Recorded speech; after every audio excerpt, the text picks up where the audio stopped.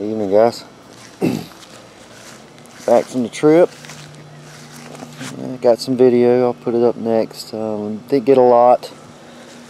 I attempted to just make the radiator work. I'm like, well, I'm a mechanic. I can figure shit out. And I'm gonna have 2 or 3 or 4 other guys out there with me that work for Lift Power that are mechanics. We'll figure it out. There is no figuring it out. We ended up getting out there. It was decent, you know, driving there right at 210 the whole way. We got out there and started trail riding that night. 66 degrees. It gets real cool here at night, but then it'll be hot during the day. It's like 66 degrees and it started running hot on the trails. So I babied it and got it back. The next morning we put a different thermostat in it because I had a 180 in it. One of the guys was like, well, let's put a 195 in it and see if it slows the flow down some and lets it cool off better. So we did that. Put that on there. Went out that day. It run hot all freaking day long. So we came back for a break. We put a 5/8 restrictor in the upper radiator hose. The only reason we did this, I wanted to do it, is to see if we can get this radiator to work. We put a 5/8 restrictor in the upper hose. Tried that. Didn't work. We went down to a 1/2 inch restrictor in the upper radiator hose. Made it better. It was staying below 210 with a 1/2 inch restrictor, meaning basically a socket. That's what we had in there. 7/8 socket, 1/2 inch drive, water going through the radiator. That kept it about a little bit below 210. Get on the highway though, it start creeping. So we come back again. Now look at my hands. I'm all burnt up.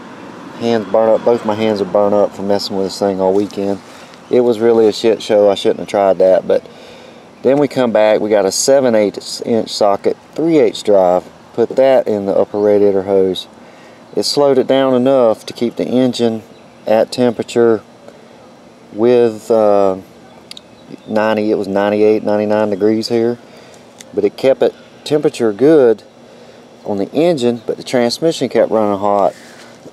We did some tests. I had my temp guns with me and stuff, and it's turned into an experiment by this point.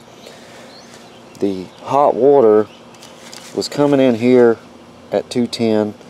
It was damn near staying 210 all the way through the radiator and back in through the engine. So long story short, I spent most of the weekend, me and 3 of the other guys, trying to figure this thing out to see if we can make it work, because they got Jeeps too and they've all thought about getting a radiator like this. These radiators ain't worth shit. They don't drop the temperature. We had this XJ and 2 other XJs. This has got my setup that I normally use in it. Hers stayed 160, 150 all day long. It has a cutout 190 thermostat in it, just meaning the holes there, and no AC, no transmission going through it. I put the cooler on there. The transmission does not go through the radiator on this. This summit ran cool all day long, every day, the whole time. Her Jeep has sat over there, y'all seen it, for a year, since the last Memorial Day weekend. She hasn't taken it out.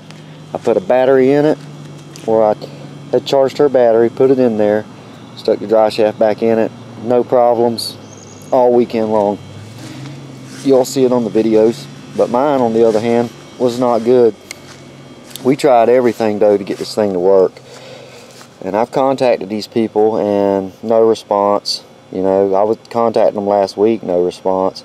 So I started digging around the internet to see if anybody else has had issues with them, and they have. So guys, I come from an era when there wasn't no internet when I was growing up, first starting mechanic work, so I'm not so apt to look for stuff on the internet.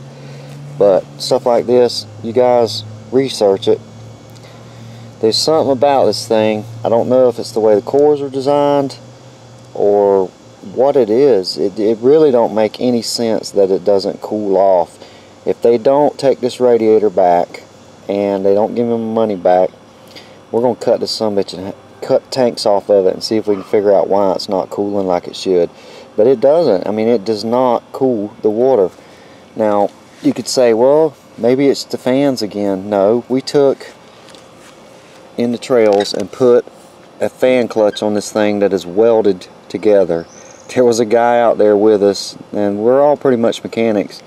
He takes around an old wore out clutch that he welded the hub to the clutch, so he can stick it on there if something ever happens to his clutch fans, you know, and get through the trails. It's a damn good idea.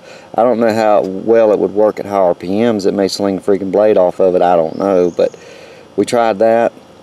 Didn't help, and nothing helped. It just will not cool the water down. If you put a temp gun on it over here, it's and before we put the 3/8 restrictor in there, it was the same temperature all the way across it. It didn't drop it any. And I'm thinking it's something to do with the cores, the way they're designed. It's just a piece of shit. That's all there is to it. I got a brand new radiator in there. I should have put it in before we went, but I'm hard-headed, and I was going to try to figure out how to make it work. I read on online where the Champions, any of the aluminum radiators, the 2 cores and 3 cores, everybody always has problems with them cooling. I thought it was a flow issue going through it, is what I kept trying to work out in my head. Like, the water's rushing through there so fast, it can't cool it down. But with a 3/8, a 7/8 socket with a 3/8 drive in the upper radiator hose, it'll just keep it at temperature. But the transmission's getting hot, so it's still getting hot over here. So anyway, just thought I'd tell y'all how the weekend went. I haven't reviewed the video that we made yet, but we seen a bear. We seen a baby bear climbing up a tree. We got a little bit of video of that, and snakes, and we found some mud holes. But the old lady's Jeep was flawless, man. It is smoking a little bit, but it ain't terrible. I think it's the valve stem seals. I just ain't messed with it. Ain't touched it in a year, really. Not, you know, nothing substantial.